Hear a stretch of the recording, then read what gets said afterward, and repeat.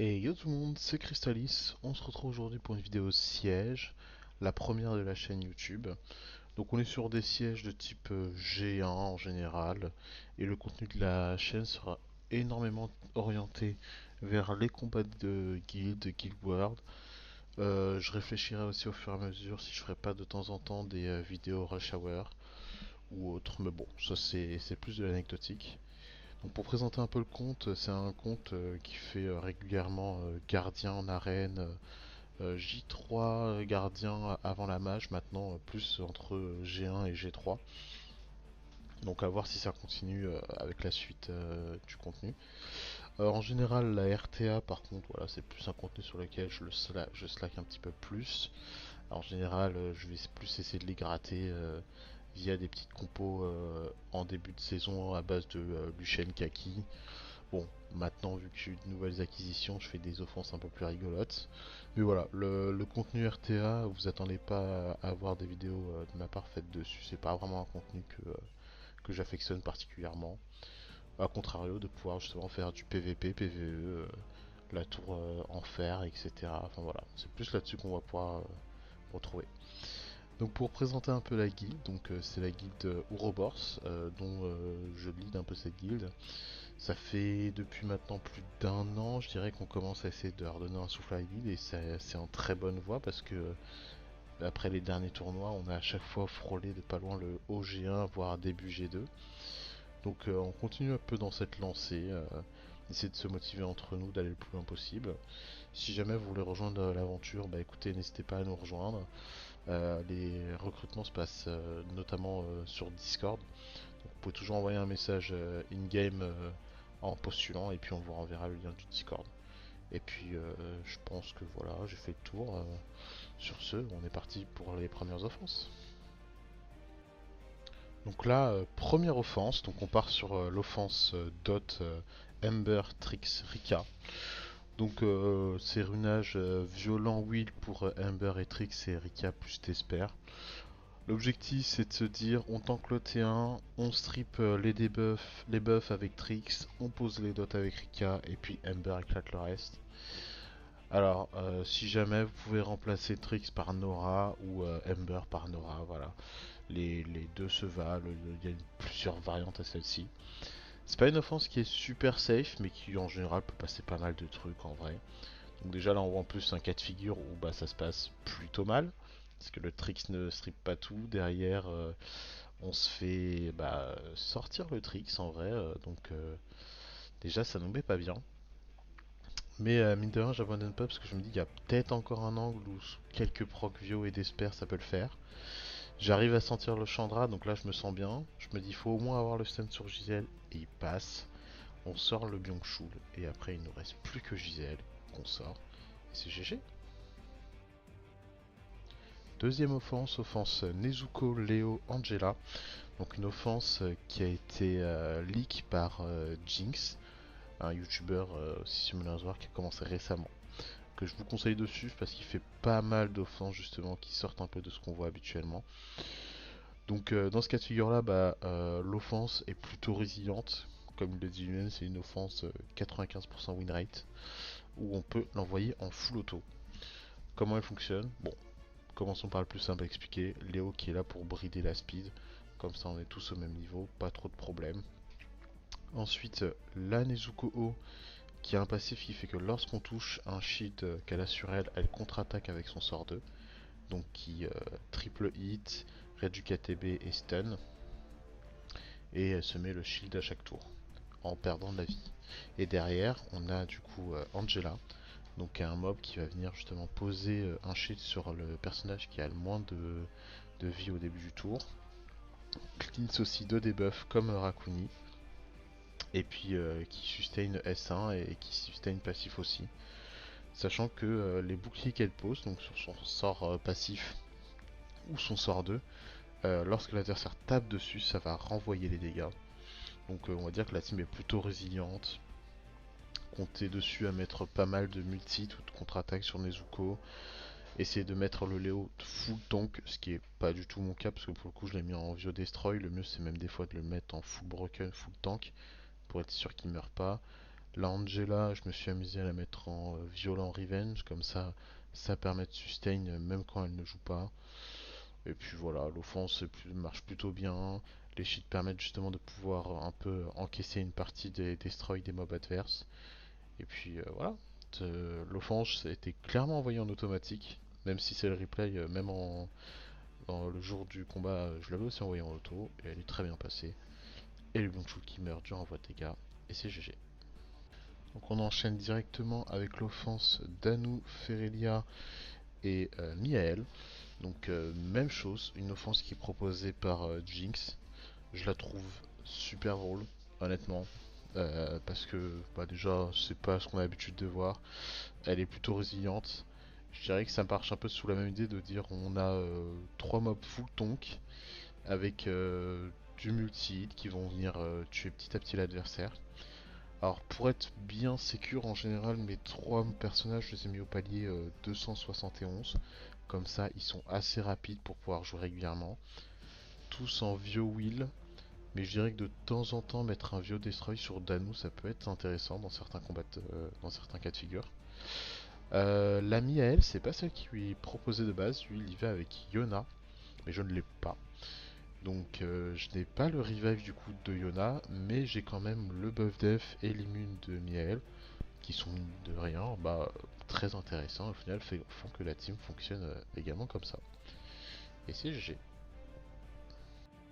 Quatrième offense, on part sur une offense Galion, Tiana, Krogan. Bon là, cliff classique j'ai envie de vous dire. On est face à une défense Nana, Byung-Chul, Maya. Donc là l'objectif c'était juste de me dire je outspeed, je break def, je tue la Maya ou la Nana, et puis je reprends mon second tour et je termine ce qui reste. Et c'est passé très tranquillement. On enchaîne directement avec une offense Lucienne Mirinae. Là, pas trop grand chose à expliquer. Mirinae à outspeed, Nezuko boost ATB, Lucienne termine tout le monde.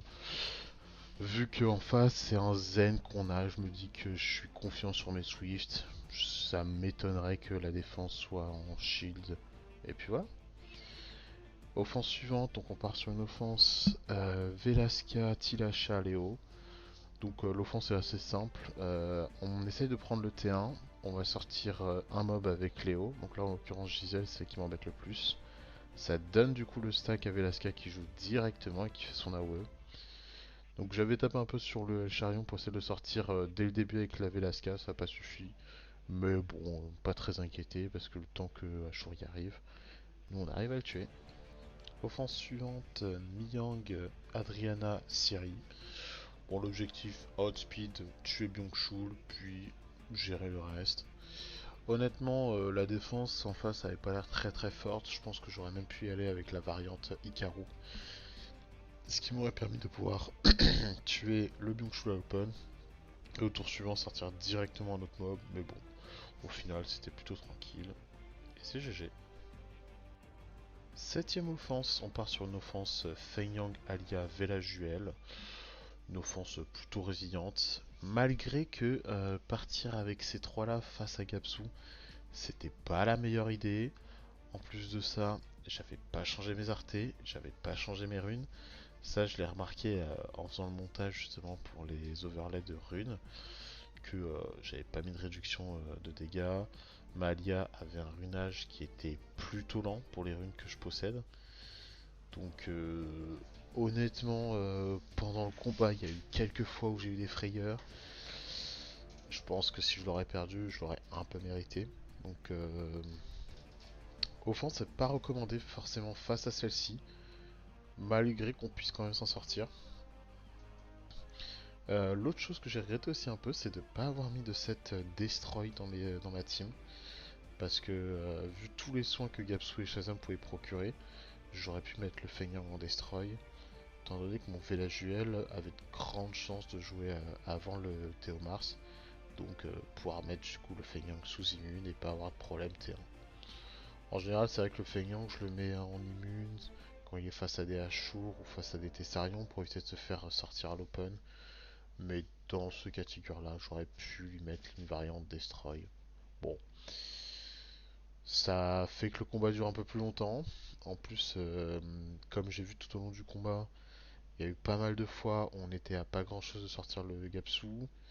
Puis entre soit les full proc Gapsu, soit les soins de Shazam, bah ça retarde un peu l'échéance. En plus, pas mal de fois il arrive à choper le stun sur S1, sans parler de ses millions de proc. Donc autant dire que voilà, le Destroy aurait pas été de refus, je pense que ça aurait accéléré pas mal de choses. Mais on y arrive petit à petit, mais pas là. Comme quoi apparemment ce Gapsu il faut vraiment pas me lâcher la jambe. Donc voilà, là il me reprend, mais dès que j'ai un proc avec Feng Yang, on n'en parle plus.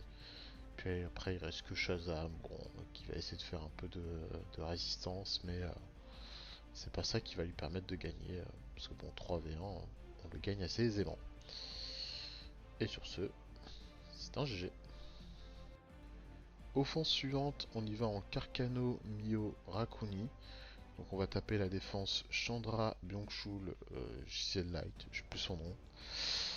L'objectif c'est de se dire que T1 en fait on va outspeed avec le Rakuni et sortir le mob à droite. Et que Rakuni Mio peuvent solo le Chandra Byung-chul.